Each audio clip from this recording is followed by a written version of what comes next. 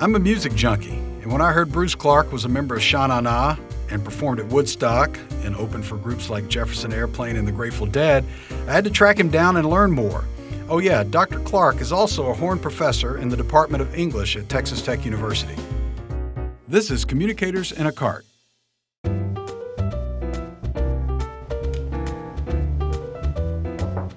Come on in. Clarke, how are you? Fine, thanks. Good. Nice to see you. Nice to see you. I was just reading a piece in the Avalanche Journal that you drafted recently about 50th anniversary of Woodstock and your experiences there. And I was hoping I could catch you for a few minutes to talk about it. Yeah. Learn more about your Why background. not? And, all right. Coffee, tea, something to Coffee drink? is my drink. Let's go then. All right. I'm buying.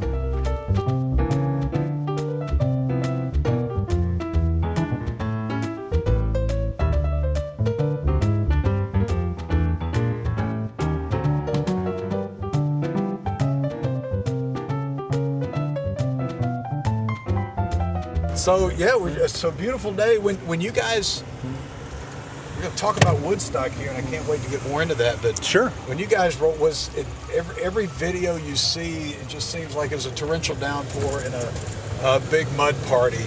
Was it raining when you performed? Well, no. The big rains came on Friday, and then I got there Saturday morning. Okay. And then there was some occasional showers, but the huge downpours were over. But they'd done their damage as far as soaking everybody to the bone and creating the mud slides. Right. No, it was mind-blowing from the moment I came over the hill, as I described it there, because it was already at full blast as far as the assembled throng, and it was just like rumbling, right? The whole thing was sort Does of. your mouth just drop when you come over that hill and Well, see that? Or? I don't know about my mouth, but my eyes opened wide. Your eyes open wide. Because it was truly a sight one had never seen.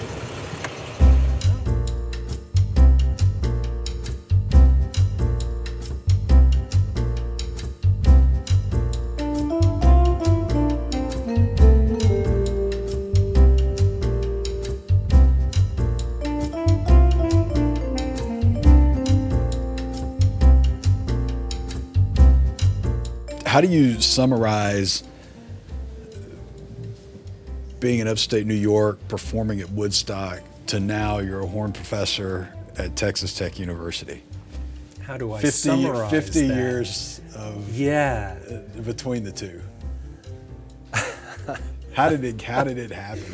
How did you get here? Well, so Woodstock happened 3 months after the band started, which was the spring of my freshman year at Columbia. So,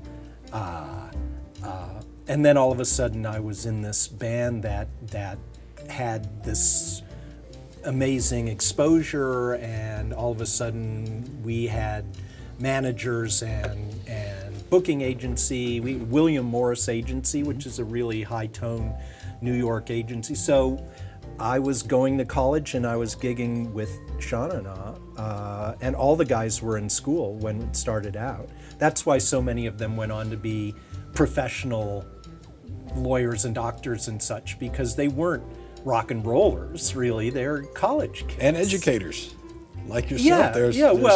But at least in high school I had a band. Right. Those guys didn't have a band. But they needed a bass player, and that's how I got mixed up with the King's Men. That was the nucleus of Sha Na Na, why they could sing so well, because they really were a glee club. Anyways, after 4 years of the band, I just felt my mind drifting away, and I felt like I need to get off this train.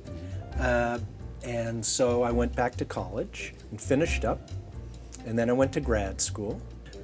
The job I was able to get out of grad school was an instructor at LSU, wasn't great, but it was fun being in Baton Rouge in Right. southern Louisiana. And then I went back on the job market, and I started here at Tech, and I got tenure, and then I just and then I met some local musicians, and we gradually put various bands together. So that was always my relaxation while I cultivated my academic career. But then it was in a similar way, I kind of started drifting away from my specialization. Like I drifted away from Sha Na Na, thinking, yeah, I've sort of had enough of this, and went back to school. And so I began changing the kind of scholarship I did. And so now I've ended up doing literature and science, which, whereas they hired me to do British Romanticism. So I think one of the reasons I've been at Tech so long is that Tech gave me room to kind of go off the reservation, but still find a way to make it fit with the English department. But I wasn't easily definable. So I just ended up staying here because it was working out. I was doing what I wanted to do, so no one else hired me away. So, Well, we're glad you stuck around for almost 30 I'm years. glad I did too, because nowhere else would the Horn Professorship have been something Right. that was even a possibility. So you mentioned a while ago, to go back to the start of Sha Na Na, and this may lead into how Sha Na Na got its name, but you mentioned the Kingsmen, and there was a group already Right. that had Louie, the Yeah, Kingsmen, yeah. and I think a West Coast group. And is that what forced the name change, or did you guys see that we were growing? No, because Columbia College began in colonial times. It's been there so long as the King's College. So the band was called the King's Men, 2 words, Right. or 3 Okay. words, because in honor of King's College. So it had nothing to do with Louie. Okay. But we definitely needed a new name once it became a rock and roll act. Right. Because of the Louie guys, the Kingsmen. And that was like one word, the Kingsmen. Right. So, no, we that name there, I forget, but we very early on we were working with some promoters and had an agent, and we're just starting, and they were beginning to try to book us, and they said, you need a new name, and just this guy just said, how about Sha Na Na? I'm sure one of the other guys in the band remember who that was, but it's kind of But it was drifted just kind out of just thrown yeah, out he just there. threw it Just out threw it there. out. How about because we're all already doing Get a Job, for which Sha Na Na Na, Sha Na Na Na Na is the scat lyric for the Silhouettes' Get It, which is such a great song. Right. And so I just sort of, hey, sounds good, why not, and so that we became Sha Na Na very early on. So so very early on, you'd mentioned before, and I'd read, and we talked about it earlier. You're playing clubs and the Steve Paul scene, Right. And you're playing there, and who are some of the people that came in, and did just knowing some of these people were in the audience continue to inspire you guys and motivate you? Or were you already motivated? Well, I think we were motivated enough because we realized that we had created something that was really unique, and we were really good. So when you're in a band that's really good, you're motivated by just Sure. the pleasure you take in the sense that we're laying down a nice sound here. But then, as I say, at Steve Paul's scene, it was a guy named Eddie Kramer. Eddie Kramer was a record producer, and he was Hendrix's record producer. And he came down and saw the act, and he brought Jimi Hendrix. He said, Jimmy, you gotta come see this act. It's like, it's so hilarious and so much fun. So after we got off stage that one night, went back to the office, which we were using as a dressing room, and there was Hendrix. and Eddie Kramer, who ended up producing one of our albums, one of the 4 that I was on. What did Hendrix tell you? Well, he shook hands with everyone in the band. And when he shook my hand, he looked me straight in the eye and he said, "You got soul, man." And I've always felt that he was talking to me personally when he said that. He was shaking your hand and looking in your eyes, so own it, take it, yes. Well, I want to touch on one more thing, though, that some of the groups that you toured with or performed with on different tours, who are some of those? You've mentioned Grateful Dead as one you worked with. And even well, we did the Fillmore repeatedly because Bill Graham was a huge fan. Mm-hmm. And so we did the Fillmore East, and then he booked us in the Fillmore West. It then transformed into the Winterland Ballroom. But that's when we would be put together with the Grateful Dead, Van Morrison, are the ones that pop immediately into my mind. We used to open for Steely Dan because we had the same agency.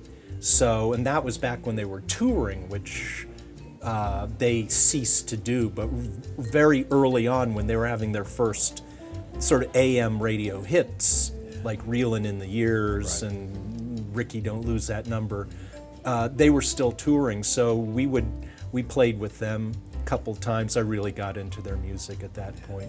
Oh, we played with the Jefferson Airplane at Ohio State, not long after the killings, the 4 dead in Ohio incident. Yeah. And of course we opened for the Jefferson Airplane.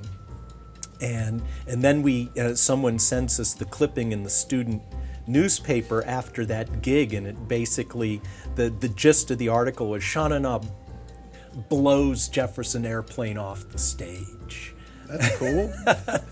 And I was a huge Airplane fan, but the word on them was that their live gigs were iffy as far as just kind of getting their sound together. Right. So when you're talking to classes, so I find this when I speak to classes, I have to change my pop culture references. Yeah. Because I can no longer use movies right. like Major League and Rocky IV to talk about sports around the globe. I have to find something more current. When you started teaching, did the students recognize Bruno? Did they know who you were, or and now do you bring it up? I don't think they did, because as a rule I don't bring it up. Yeah. Okay. Because it's not immediately relevant, but the main thing is it follows me around. I don't have to bring it up. Right. But I don't necessarily, it's not like students are gonna, it doesn't really improve their performance. Oh, my professor's so cool. He used to be in this band I've never heard of, so. I'm gonna go learn it all. Yes. Maybe it'll help me in this class. So I could talk about this for another few hours, but we're going to run out of time. But I can't thank you enough for taking the time to visit. Thank you, Chris. It's been a pleasure. My Thank pleasure. you so much. All right.